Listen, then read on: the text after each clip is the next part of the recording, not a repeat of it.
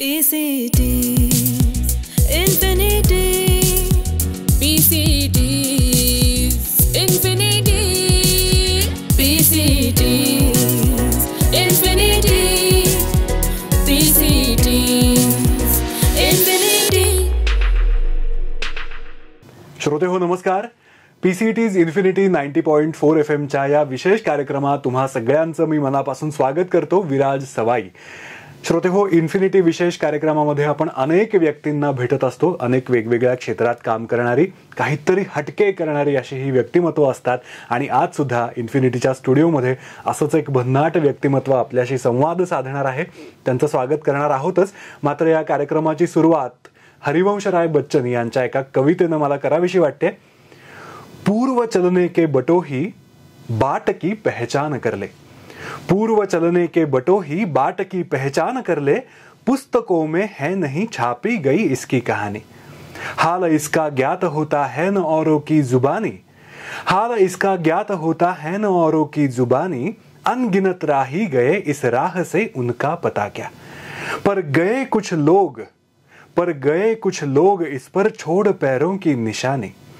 ये निशानी मूक होकर भी बहुत कुछ बोलती है. ये निशानी मूक होकर भी बहुत कुछ बोलती है.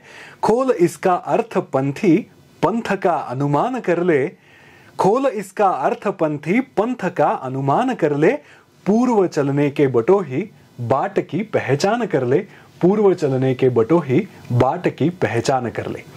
एका पथिकाचं हे छान पथिकाविषयी बोललेलं हरिवंशरायांनी अतिशय सुंदर काव्यबद्ध केलेलं हे असं ही रचना. आणि आज श्रोते हो, इन्फिनिटी कम्युनिटी रेडिओच्या स्टुडिओमध्ये आपण आमंत्रित केलेलं आहे अशाच एका व्यक्तिमत्वाला. आणि नुकतीच त्यांनी एक खूप मोठी पदयात्रा केलेली आहे आणि त्याच विषयी आपण त्यांच्याशी संवाद साधणार आहोत. स्वागत करूया मंजिरीताई लाटे यांचं. नमस्कार. नमस्कार. येस, आत्ताच काशीपासून ते आदि कैलाश पर्यंत तुम्ही पायी यात्रा केली. जवळजवळ काही महिन्यांची ही यात्रा होती. तर याबद्दल आपण बोलणार आहोत. तुम्ही स्वतः, तुमची कंपनी आहे, मानवी स्वभाव आणि ह्या सगळ्यावरती तुम्ही ते काम करत आलेला आहात. 30 वर्षांचा तुमचा अनुभव आहे. आणि शिवाय तुम्ही एक ॲनिमल कम्युनिकेटर सुद्धा आहात. त्यामुळे हा फार इंटरेस्टिंग असा एक मेळ आजच्या या इन्फिनिटीच्या गप्पांमध्ये साधला गेलेला आहे. आपण हळूहळू टप्प्याटप्प्याने मंजिरीताईंकडून सगळ्या गोष्टी जाणून घेणार आहोत. सुरुवात करताना जसं आता हरिवंशराय बच्चनांनी म्हटलं की पूर्व चलने के बटोही बाट की पहचान कर ले. तर हा सगळा प्रवास करण्याच्या आधी तुमची सगळी पार्श्वभूमी जाणून घ्यायला मला नक्की आवडेल की ही वाट तुम्ही केव्हा चालायला सुरुवात केली. खरं तर मी म्हणेन बहुतेक पोटापासनं, आईच्या पोटात होते तेव्हापासनं बहुतेक. कारण माझे आई वडील दोघंही माउंटेनियर्स होते. आई माझी शेर्पा तेनसिंग नॉर्गेकडे शिकली आणि वडिलांनी हिमालयन माउंटेन इन्स्टिट्यूट जो मनालीतला आहे त्यांच्या थ्रू पिन पार्वती व्हॅलीमध्ये खूप रूट्स ओपन केले होते. आणि ते दोघंही गिर्यारोहणामुळेच एकामेकाला भेटले. त्यामुळे मला असं वाटतंय की प्रॉबब्ली ही चालण्याची चटक आणि ही जी ओढ आहे ती बहुतेक पोटामधनच सुरुवात झाली. आणि कुठे ना कुठेतरी लहानपणापासून हे शिक्षण हे होतं की समजा सर्दी झाली, तब्येत ठीक नसली तर कुठेही औषध न घेता पाणी प्यायचं. टेकडी, आपली जी वेताळ टेकडी आहे किंवा सिंहगड, एकदा दोनदा वर खालती करायची की सगळी सिस्टम क्लिअर. त्यामुळे कुठेतरी हा लहानपणापासून हे इम्प्रिंटिंग होतं की you have to be self sustaining आणि नेचरकडनं काही ना काहीतरी आपण मिळत राहावं. त्यामुळे माझं त्याच्यानंतरचं जे प्रोफेशन पण झालं ते ह्याकडेच कल होता आय थिंक माझा. त्यामुळे मी मानसशास्त्र आणि आउटडोअर्स ह्याच्यामध्येच पडले पूर्णपणे. आणि स्वतः चालत राहतेय आणि लोकांना पण ह्याच्यावरती चालवलेलं आहे अशी माझी इच्छा आहे अनेक वर्षांपासून की लोकांनी पण माइंडफुली असे ऑप्शन्स किंवा चॉईसेस करावे. हा सुद्धा पहिल्यापासूनचा गोल आहे. क्या बात आहे. माणसांना एक वेगळा अनुभव देण्याचं काम तुम्ही करत आहात. आणि मानसशास्त्र आणि निसर्ग ह्याची सांगड घालून तुम्ही आत्ता जे काम करताय तुमच्या कंपनीतर्फे, आणि शिवाय वर्षभरातनं एक तरी अशी मोठी पदयात्रा तुम्ही करत आहात. तर आता या पदयात्रेकडे येऊयात आपण की सुरुवात कुठून झाली, हा इथून इथे जायचं हे ठरवलं कसं? सो खरा हा एक किडा म्हणेन मी, त्याला दुसरं काही शब्द नाहीये. हा माझ्या डोक्यात एक 5-6 वर्षापूर्वी आला की मला मेन आपला जो कैलाश मानसरोवर आहे तिथपर्यंत पायी जायची इच्छा होती. पण आता तुम्हाला माहिती असेल की गेले 5-6 वर्ष आपलं जे काय सोशो पॉलिटिकल सिच्युएशन, त्यामुळे ते बंद करण्यात आलं.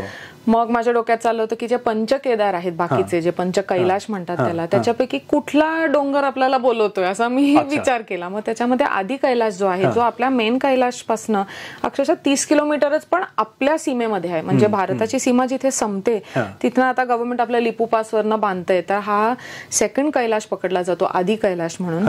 आणि त्याला लोकल भाषेमध्ये जॉलिंगकॉंग असं म्हणतात तिथल्या लोकल ह्याच्यामध्ये.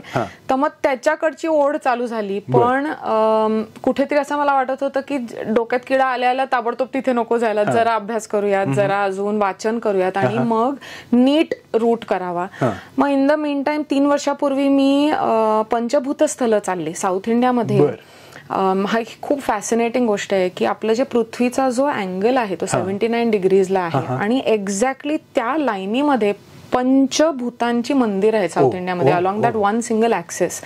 तर ते 500 किलोमीटर आहे सगळ्यात वरच्या मंदिरापासून खालच्या मंदिरापर्यंत. कर्नाटकापासून नाही, ऍक्च्युली एकच मंदिर आंध्रमध्ये पडतं, तिरुपतीच्या खालती आहे कालहस्ती म्हणून. आणि मग एक बाकीची 4 मंदिरं आहेत ती तामिळनाडूमध्ये पडतात.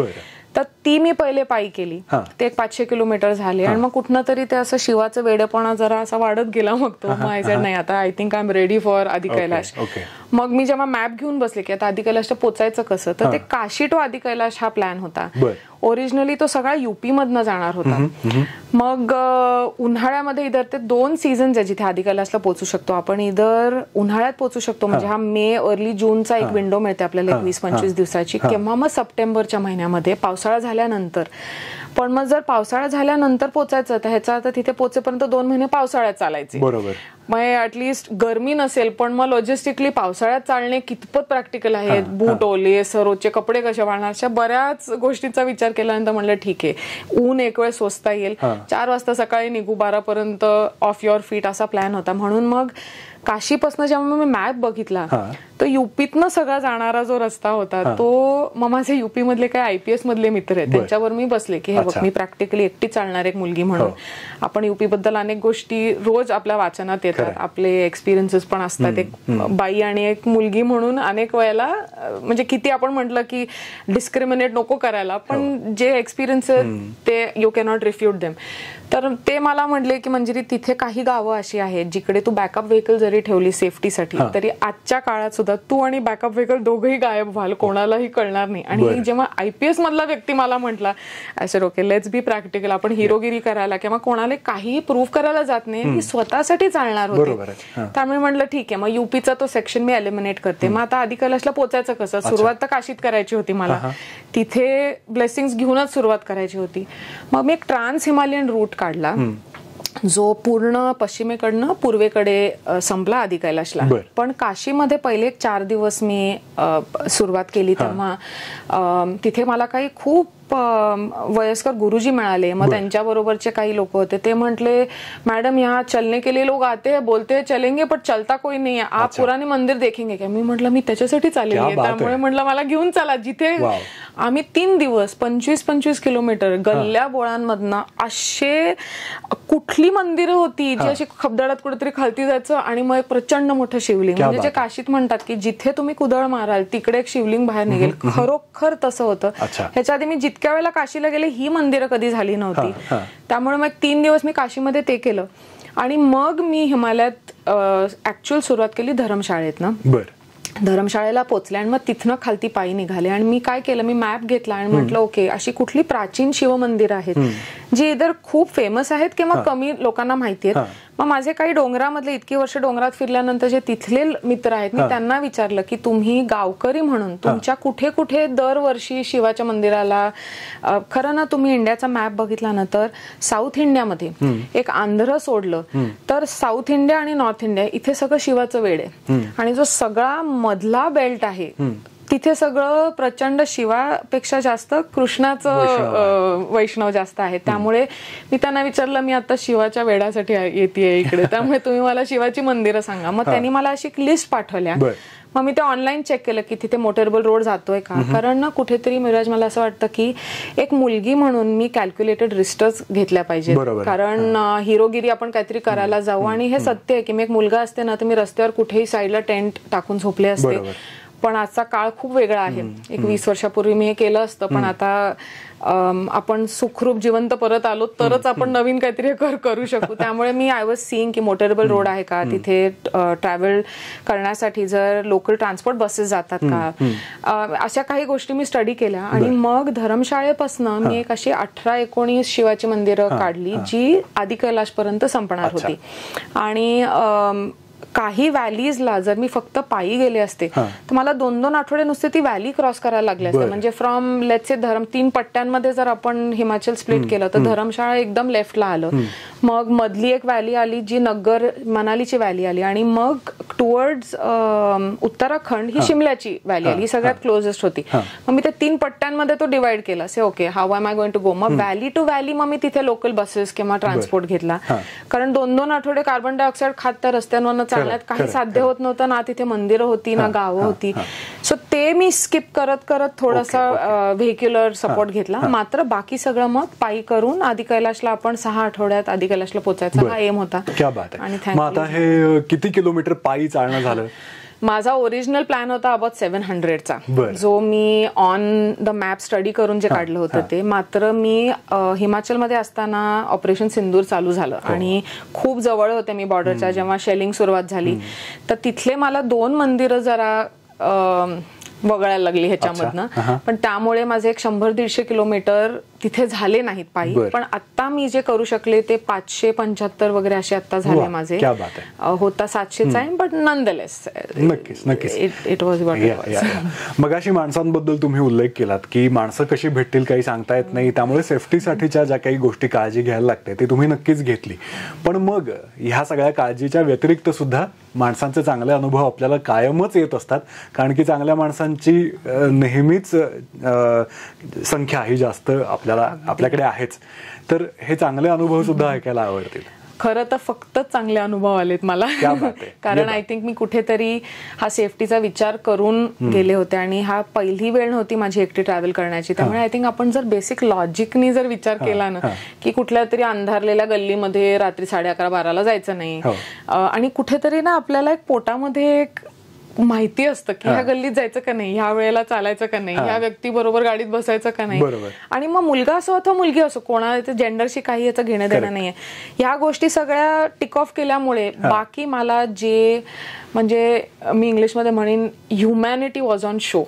आपण शहरामध्ये इतकी उथळ जगतो ना असं मला जाणवतं. डोंगरामध्ये इतके मनापासून लोक आले, आणि मला कित्येक जणांनी, म्हणजे अजूनही माझ्या फोनमध्ये सगळे सेव्ह मला फोन करतात. मला 3 दिवस झाले पुण्यात येऊन, दीदी आप पहुंच गए क्या घर, आप आदि कैलाश पहुंच गए का. कुठले हिमाचलच्या कुठल्या तरी एका कोपऱ्यात भेटलेला ऍपल ऑर्चर्डचा ओनर कोणीतरी. पण म्हणजे आता चालता चालता किती छोट्या गोष्टी असतात. एक मुलगी म्हणून जरी मी 4:30-5ला सुरुवात केली, कारण आजकाल डोंगरामध्ये आता 5च्या सुमारास उजाडायला लागतंय. ऊन मला अवॉइड करायचं होतं म्हणून खरं. पाऊस पण 12 नंतर येतो डोंगरांमध्ये. तर मी सकाळी चालत निघाल्यावरती चहा कुठे मिळणार, आणि इतकं हिलेरियस की दारूचे अड्डे सकाळी 5:30ला शटर वरती असतात, पण किंवा चिकनचे दुकानं, पण चहासाठी फार कमी मिळाले. मग एका ठिकाणी तर मी डोंगरातनं चालत असताना मग त्या चिकनवाल्याला विचारलं की भैया इधर चाय किधर मिलेगा. कारण सकाळचे 1.5-2 तास चालल्यानंतर काहीतरी फ्युएल पाहिजे, कारण सगळं पाठीवर घेऊन चालते, किती पाठीवर घेऊन चालणार. आणि शहरामध्ये आपल्याला सकाळी उठल्या चहाची सवय असते. किंवा तिथे हॉटेलमध्ये किंवा होमस्टेमध्ये कोण सकाळी 4:30ला उठून मला काही करून देणार. त्यामुळे मी आपलं एक सकाळचं काहीतरी एक बनाना असेल, एखादा अक्रोड असेल, काहीतरी खाऊन मी निघायची. तर कित्येक चिकनची दुकानं किंवा ते जे दारूचे अड्डे होते ते मला म्हणले, दीदी आप अकेले चल रहे हैं ना, रुको हम चाय बना के देते हैं. मग ते त्यांच्या दुकानात कुठनं तरी काहीतरी कुचपट करून आपलं 1 कप चहा द्यायचे. इतक्या ठिकाणी झालं किंवा मग आता चालता चालता बाथरूम्स नाहीत कुठे. मग आता डोंगरामध्ये where there was access in nature I used it. पण शहरांमधनं किंवा गावांमधनं रस्ते गेले, कित्येक बायकांनी घरं उघडली माझ्यासाठी की आप अकेले चल रहे, आप पैदल यात्रा पे, आप घर पे आओ और बाथरूम इस्तेमाल करो हमारा. आणि मग कित्येक वेळेला अच्छा वैसे भी घर पे आयो तो चाय नाश्ता करके जाओ. की खूप म्हणजे असे अनुभव जे आले. किंवा टेम्पो ट्रॅव्हलर्स खूप लोक आता यात्रेसाठी तिथे जात आहेत. तर एकदा एका दिवशी कांगडाच्या त्या टी स्टेट्स मधून मी चालत जात होते. कारण मला जेव्हा माहिती होतं point A two point B चालायचंय आणि हायवे जीपीएस दाखवतो आपल्याला, पण गावातली लोक काय सगळे हायवेवरनं चालत नाही, गावातनं शेतातनं वगैरे. एक्झॅक्टली. तर मी दरवेळेला सकाळी सुरुवात करायच्या आधी आदल्या रात्री लोकांना विचारायचे गावातल्या की मला उद्या ना ह्या मंदिरापर्यंत पोहोचायचंय, हायवेवरती न चालता मला सांगता का काय रस्ते. इतके मनापासून मला ड्रॉइंग वगैरे ड्रॉ करून काय काय काय आप इधर से जाओ फिर मेरा चाचा का घर मिलेगा वहां पे आप नाश्ता करो वगैरे असं करत करत. त्यामुळे मी खूप वेळेला अशी कुठनं गेले. पण म्हणजे ज्या प्रकारे माणुसकीचा it was a show off humanity, त्याच्यात काही वाद नाही. कित्येक वेळेला तर मला म्हटले पैसे नका देऊ. मग यात्री जे टेम्पो ट्रॅव्हलर्स जात होते जिथे मला हायवेला काही ऑप्शनच नव्हतं, कित्येक वेळेला तर मला टेम्पो ट्रॅव्हलर्स थांबायचे. अरे मॅडम सुबह भी आपको चलते देखे, आज दोपहर हो गया अभी भी चल रहे, क्या जा रहे हैं. मग थांबून विचारायचे नाही पूरा टेम्पो ट्रॅव्हलर मिलके आपको ना एक ज्यूस स्पॉन्सर करेगा. मग कुठेतरी त्या कांगडा टी स्टेट्स मधनं चालताना ऊसाचा गुऱ्हाळ होतं तर पूर्ण टेम्पो ट्रॅव्हलरने एक रुपया देऊन माझ्यासाठी एक ज्यूस घेतला. It was just amazing. म्हणजे मला तर इतक्या वेळेला डोळ्यात पाणी यायचं, मी अशी रडत त्यांना थँक्यू म्हणत आय टू कंटिन्यू. पण इट वॉज जस्ट अमेझिंग. क्या बात आहे, क्या बात आहे. खरं तर भटकंती करणाऱ्या माणसाला किंवा ट्रेकिंग करणाऱ्या माणसाला आपण ते का करतो आहोत हे शब्दात सांगणं फार कठीण असतं. पण ह्या चालण्यामुळे तुम्हाला काय मिळतं, ती ऊर्जा ती कशी शब्दामध्ये तुम्ही सांगाल? ऍक्च्युली आता तुम्ही म्हटलात तसं हे शब्दामध्ये व्यक्त करता येणार नाही. मात्र मला वाटतंय जर काहीही म्युझिक न ऐकता, खूप लोक पळतात चालतात कंटिन्युअसली कानामध्ये म्युझिक असतं, पण कुठेतरी आपले जे विचार असतात ना ते आपण कुठेतरी कप्प्यांमध्ये ठेवलेले असतात रोजच्या जीवनामध्ये. इतकं आपलं बिझी चाललेलं असतं. जेव्हा आपण चालतो किंवा पळतो तासोन तास काही कोणीही नसतं आजूबाजूला, फक्त श्वासाचा आवाज, जे काय पक्ष्यांचे आवाज आहेत, इतके विचार मस्त त्यांचे इस्त्री होते त्या विचारांची. धडाधड बंद केलेले उघडले असतील दार ती सगळी. आणि वॉशिंग सेंटर असतं विचारांचं डोक्यामध्ये असं मला अनेक वेळेला वाटेल. का laundry being done, clean crisp clothes lined up असं खूप वेळेला.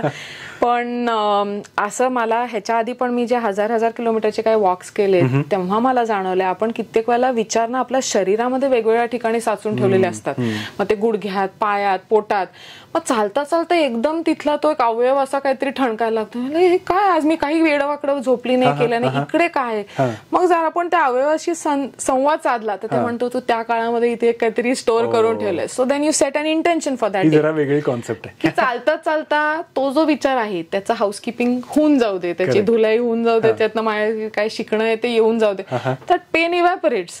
त्यामुळे हे असे एक्सपेरिमेंटनीच सगळं करतात. आणि आय एम शुअर जे हजारो वर्ष लोक आपल्या देशांमध्ये जे यात्रांसाठी पायी चालतात ते काही ना म्युझिक घेतात ना काही करतात, ते आपल्या भिक्षा मागत जातात.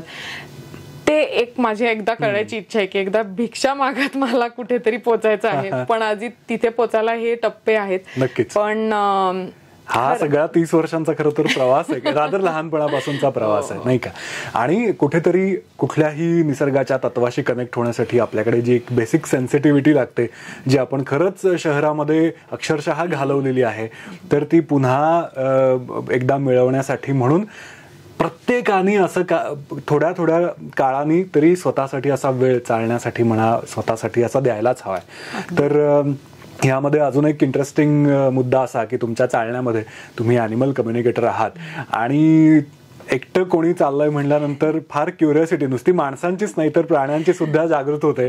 आणि अनेक तुम्हाला असे पांथस्थ भेटत गेलेत, त्यांच्याविषयी जरा ऐकायला आवडेल. अगदी मला तर असं वाटतं की आपल्या रिलिजन मध्ये जेव्हा म्हणतात की प्रत्येक देवाचं एक वाहन आहे, ते काहीतरी कारणानेच आहे की ते त्याला एका पॉइंट पासून दुसऱ्या पॉइंट पर्यंत, मग ते विचार असतील फिजिकली असतील घेऊन जातो. आणि हा पहिल्यांदा नाहीये. मी अनेक वेळेला डोंगरा जंगलात कुठे फिरते, जरी ग्रुप असेल माझ्या बरोबर, समजा मी तिथे शिकवते, मी सकाळी माझी एक रन करून येते युजली, तर मी नेहमी माझ्या डोक्यात असतं की 2 पावलाच्या प्राण्याची भीती वाटेल मला, पण 4 पावलाच्या प्राण्याची कधीही भीती वाटणार नाही. मग मला पायी चालताना किंवा पळताना लेपर्ड्स अनेक वेळेला दिसले, टायगर क्रॉसिंग झालेले आहे जंगलांमध्ये, पण कधीही भीती वाटत नाही. कारण ना त्यांना आपण किती म्हणतो ना किती प्राण्यासारखा वागतोय, खरं नाही, तो प्राण्यासारखा वागतोय जो आपल्यापेक्षा उच्च विचाराने वागतोय. आपण ह्युमन्सच आहोत जे काहीतरी विकृती आहे. पण खूप वेळेला असं होतं की सकाळी मी जेव्हा चालत निघते, तुम्हाला माहितीये की खूप कुत्र्यांचं आपण एक उदाहरण घेऊ, त्यांच्या टेरिटरीज असतात, एका पॉइंट पासून दुसऱ्या पॉइंट पर्यंत, मग त्यांची ती बाउंड्री संपली की ते जातात बाहेर. म्हणजे गाड्यांच्या मागे सुद्धा पळत आले शहरामध्ये तरी तिथे त्या गल्लीच्या टोकापर्यंत जातील, मग म्हणतील इंटरेस्ट संपला, मी चाललो परत. हे कित्येक कुत्री, सकाळी मी समजा एकटी चालत येते, हेड टॉच मध्ये चालतीये, पहिला रिॲक्शन इज टू बार्क. ते भुंका लागले की वन्स आपण आउट लाऊड बोललो, शिट्टी मारली वगैरे की येतात, अरे तू यू आर हार्मलेस, चला मी चालतो. मग तासून तास माझ्या बरोबर चालायचे, म्हणजे त्यांच्या बाउंड्रीच्या पलीकडे पर्यंत. लिटरली आपण रिले रेस कशी असते ना की एक व्यक्ती दुसऱ्याला हँडओव्हर करतो, बरोबर, तसं 2 कुत्री एका पॉइंट पर्यंत यायची, समोरचा असा वरती दुसरा दिसला की हे इथनं वळून परत जायचे, मग तो दुसरा टेक ओव्हर करायचा. आणि नॉट ऍब्सोल्युटली की तुझ्या प्रोटेक्शनसाठी येतोय असं नाही, की चल माझ्यासाठी सुद्धा छान आहे, कोणतरी माझ्याबरोबर चालतंय, चल आपण एकत्र चालू. म्हणजे मी ह्या क्षेत्रात काम करते म्हणून नाही, पण आय एम शुअर हजारो लोकांना एक्सपिरियन्सेस आलेले असतात की आपण चालताना एकटं जाताना कुत्री येतात आपल्या बरोबर. माझ्या बरोबर 12.5 किलोमीटर एक कुत्रा चालत आला होता डोंगराच्या पीक वरनं पूर्ण, आणि तो दुसऱ्या गावात आला, तिथपर्यंत थांबला, आणि पुढच्या वेळेला मी तो जेव्हा तो ट्रेल केला त्यावेळेला तो मला मूळ ठिकाणी सापडला, तो परत आला होता. अगदी त्यांना आणि रस्ते माहिती असतात, जे हिमालयात लोक ट्रेक्स करतात त्यांना सगळ्यांना एक्सपिरियन्स झाले असतात की पहाडी कुत्री जी असतात त्यांना काहीही नको असतं आपल्याकडनं, फक्त प्रेम, spend some good time and go. कित्येकांना तर माझ्या केसमध्ये पण झालेलं आहे, ज्यांना अॅव्हलांचेस पासून वाचवलं गेले कारण तो कुत्रा तिथनं वळलाय किंवा त्या कुत्र्यांनी सांगितलं इथनं नका, इथनं जाऊ, आणि आपण त्यांना जर क्वाइटली फॉलो केलं ना तर आपल्याला कळतं जास्त सुंदर रस्त्याने घेऊन जातात, शॉर्टर रस्त्याने घेऊन जातात, safer. So I am sure खूप जणांना एक्सपिरियन्स आले, स्पेशली जे डोंगर आणि आपल्या सह्याद्रीत असेल किंवा कुठे एक कुठलं तरी कार्ट येतं बरोबर शेपटी हलवत, त्याला काही नकोय, बरोबर दाखवतं, परत गावात येतं, आणि जर दूर आलं असेल डोंगराच्या पलीकडे तर स्वतःहून परत परत जातात ते. एक्झॅक्टली. आता अगदी जाता जाताना एक शेवटचा प्रश्न असा की ही जी सेन्सिटिव्हिटी आहे जी प्रत्येकामध्ये मूळची खरं तर आहे, पण जी आपण थोडं घालवली आहे असं म्हणूयात, तर ती पुन्हा गेन करण्यासाठी म्हणा किंवा एकूण माणसांशी सुद्धा वागताना आपण पुन्हा एकदा विचार करण्याची नितांत आवश्यकता आहे. तर आपण रोजच्या आयुष्यामध्ये अशा काय गोष्टी करायला हव्यात, हे जाता जाताना काय सांगाल आमच्या श्रोत्यांना? आय थिंक शहरामध्ये राहणाऱ्या व्यक्तींना ज्या अगदी सोप्या करण्यासारख्या गोष्टी आहेत, म्हणजे आपण पुण्यासारखं शहर घेतलं किंवा कुठलंही महाराष्ट्रामधलं सुद्धा, सगळीकडे गव्हर्नमेंटनी बांधलेले पार्क्स आहेत किंवा छोट्या टेकड्या असतात आपल्याकडे. सकाळचा एक तासभर जरी काढला ना, चला तास नाही झाला अर्धा तास काढा, फोन बाजूला ठेवून काहीही न करता एकटं कुठनं तरी कुठे आपल्या गल्लीबोळांमधनं फक्त चालून परत या. ती जी एक सुरुवात होईल, ॲटलिस्ट तिथे लोकांना हे प्रोत्साहन मिळेल की मी स्वतः जाऊ शकतो, ॲटलिस्ट माझ्या कसब्यामध्ये चालून मी परत येऊ शकतो विदाउट एनी फिअर. स्वतः एकटे पिक्चर बघायला जा, पिक्चरचं तिकीट काढा, पिक्चर बघायला जा, हॉटेलमध्ये एकटे जाऊन जस्ट बाय अ कॉफी और अ टी, मग you don't need a full meal, नुसता एकटा चहा जा, अमृत तुल्यत बसा, चहा प्या, परत या, आणि लोकांना बघा. कुठे ना तरी आपण ह्या सेल्फी कल्चरमध्ये, selfie has become a metaphor, म्हणजे आपण इतके स्वतःवर फोकस्ड असतो की आपल्या बाहेर काय चाललेलं आहे काहीच माहिती नसतं. चहा प्या, लोकांना बघा फोनमध्ये न जाता, अर्धा तासाने सुरुवात करा परत या. हे आय थिंक एक आपण केलं तर, कारण आपण ह्या दुनियेत एकटे येतो, एकटेच जातो, किती लोक पाहिजेत आणि कशाला पाहिजेत आपल्याला. सो ते एक आहे. आणि दुसरं असं मला वाटतं की नवीन नवीन जागा बघा, म्हणजे अगदी आपल्या शहरामध्ये सुद्धा कित्येक जागा आहेत जिकडे जाऊन बघण्यासारख्या. ही मंदिरं आहेत जी मला असं वाटतंय ना आपलं एक दुनियेमध्ये कुठेही नाहीत अशी ही मंदिरं आहेत. आणि कुठेही त्यांनी अशा बोर्ड दिले, काही मंदिरांमध्ये आहे जिथे बायकांना अलाउड नाही काही कारणांनी, किंवा नॉन हिंदूजला अलाउड नाही अगेन काही कारणांनी, मात्र बाकी सगळी मंदिरं आपल्याला फ्री आहेत जायला. आणि जरीही मूर्तीपूजेत विश्वास नसला तरी तिथे जाऊन नुसतं बसणे 5 मिनिटं आणि ते मंदिर आपल्याला काहीतरी देत असतं, आपल्याकडनं काहीतरी घेऊन जात असतं. अगदी पुण्यातल्या मंदिरांमध्ये जाऊन कोणी बसलं तरीही चालेल. त्याच्यात जर श्रद्धा आणि विश्वास असेल तर आय थिंक खूप लोक बदलतील. आता जे मेंटल इश्यूज होतात ते खूप कमी व्हायला लागतील. खरंय. आणि आपण एकटं जरी असलो तरी त्याला एक छान एकांत हे नाव आपल्याकडे, ही टर्म आपल्याकडे आहे. त्यामुळे लोकांमध्ये असून सुद्धा आपल्याला छान स्वतःसाठीचा वेळ देता येतो, हेच तुमच्या खरं तर उदाहरणामधून शिकायला हरकत नाही. सो पुन्हा एकदा खूप खूप धन्यवाद मंजिरीताई, आज स्टुडिओमध्ये आलात आणि असंच इन्स्पायर करत राहा सगळ्या लोकांना. आणि नक्कीच आपल्या श्रोत्यांपैकी सुद्धा बरीच जण असे काही वेगवेगळे प्रयोग करत असतील तर तुम्ही सुद्धा आमच्याशी नक्की कनेक्ट व्हा. PCT's इन्फिनिटी 90.4 FM हा जो प्लॅटफॉर्म आहे हा फक्त तुमच्यासाठीच असा आहे. तेव्हा पुन्हा एकदा मंजिरीताई तुमचे धन्यवाद आणि आभार. आणि श्रोते हो, पुन्हा भेटूयात एका नवीन विषयासह, एका नवीन व्यक्तीसह पुढच्या इन्फिनिटी विशेष या कार्यक्रमात. तोपर्यंत मी RJ विराज तुमचा इथेच निरोप घेतो. नमस्कार.